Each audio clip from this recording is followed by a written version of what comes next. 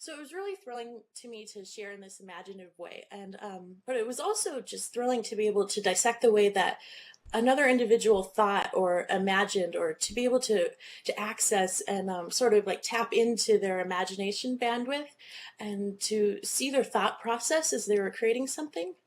So it basically, I guess, the way that I would describe it felt like experiencing a part of another individual that they would really never be able to tell you because they sort of just learned it existed themselves.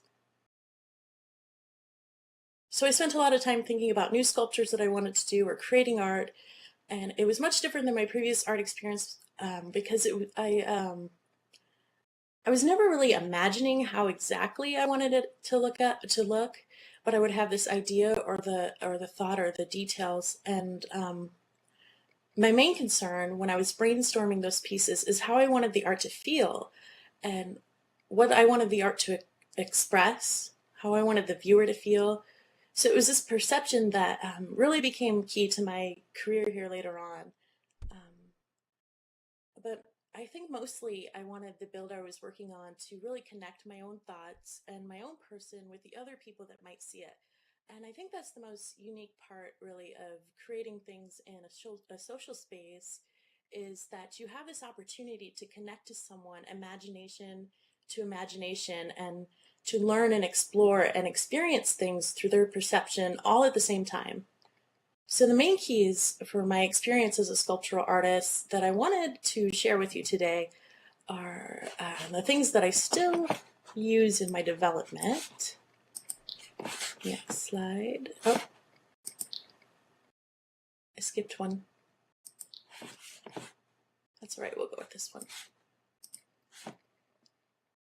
So the first one is that feeling is seeing. What we feel about a place is really essential. It's the core of Second Life. How we feel about it, how a sim or a build makes you feel, is such a huge part of what that place is here. And to me, it's really a leading design principle in a lot of ways. A perfect build feels so sterile and generic in Second Life. How something makes you feel is really key to the Second Life experience. And I spend a good deal of time on projects just imagining what I want the spaces to say to a user's imagination, or what I want them to feel, or what I can communicate through the details. So I think a pretty good example of how a space can create emotion in Second Life that NMC Virtual Worlds has done is the Macbeth sim, and I have a picture here up, if you can see the slides. And it was definitely not too difficult to create emotion with this project because the story of Macbeth itself really does evoke such a range of emotions, and it really is a roller coaster of feelings, and the project takes you into Macbeth's head, both figuratively and literally. You can see his head there, and you go into his eye, you come out of his eye, you go into his head. So it's not that thickly veiled of a situation, but it really does evoke a range of emotions.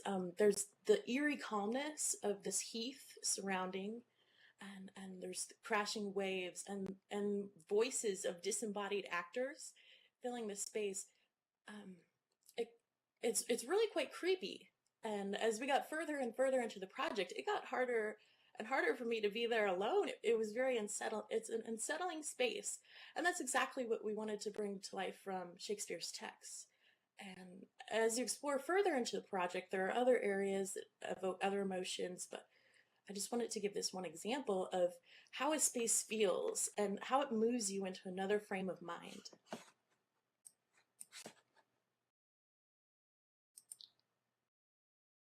And there's another picture where you can see the head a little better.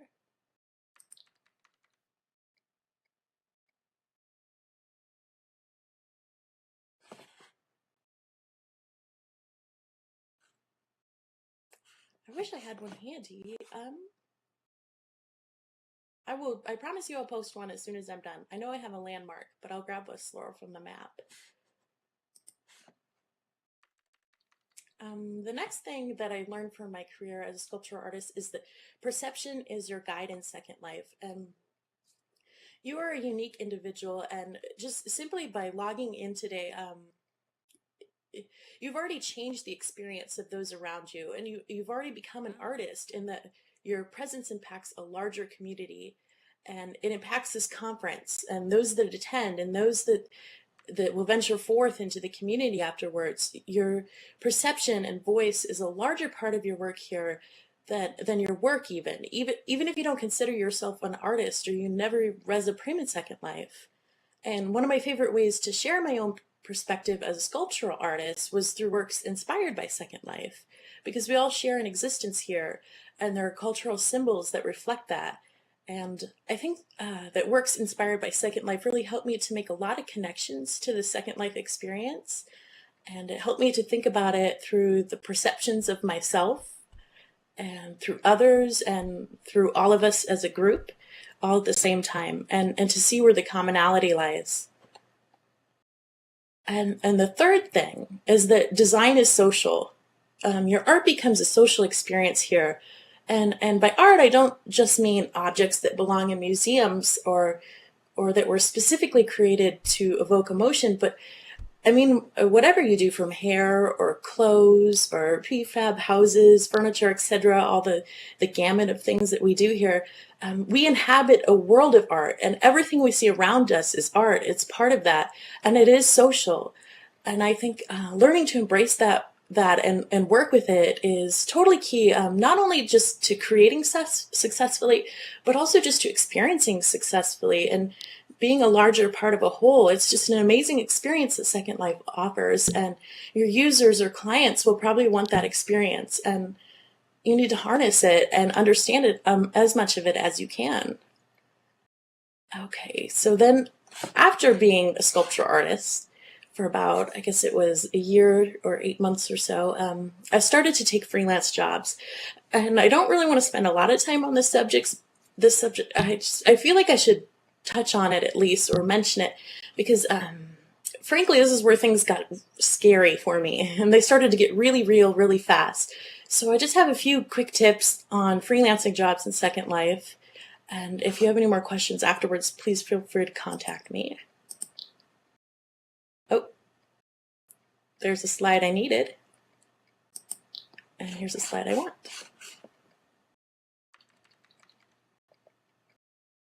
There we go.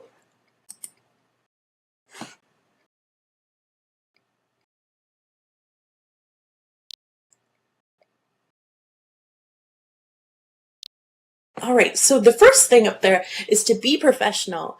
And it seems kind of like a no-brainer, but take what you do here as serious as any other job, and understand that your clients and your team, or the person that hired you, is really relying on you. And it does sound cliche, and it sounds like an obvious statement, but we do work in a social environment where people play, and we love that. And this is what brought many of us here, and it keeps us here. But don't mix your work and pleasure in Second Life if you want to be taken seriously. And if you want your projects to be taken seriously, you really do sort of have to just step up to the plate and leave some of that behind. Or sometimes I'm just amazed when I see the way that people are willing to display themselves in Second Life with their text comments, or their on forums or in blogs, and it gets kind of sometimes as bad as reading Reddit or YouTube comments. I hate to say it, it gets pretty unprofessional, and it's more than fine to have strong opinions, but display them professionally in every aspect that you associate with your avatar name. And it's not really just for the sake of getting jobs, but also for the sake of your clients and the projects you work on.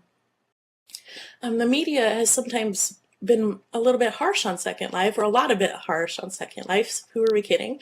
Especially in the past. And it's absolutely vital that your clients can rely on you, and that you can back up with what they are presenting to the world in a professional manner. So also, if you can, stay out of Second Life drama, because this is your workplace and you don't really have a little cubicle to return to. When you log in, and you have to log into Second Life to work. So just don't make it a burden on yourself.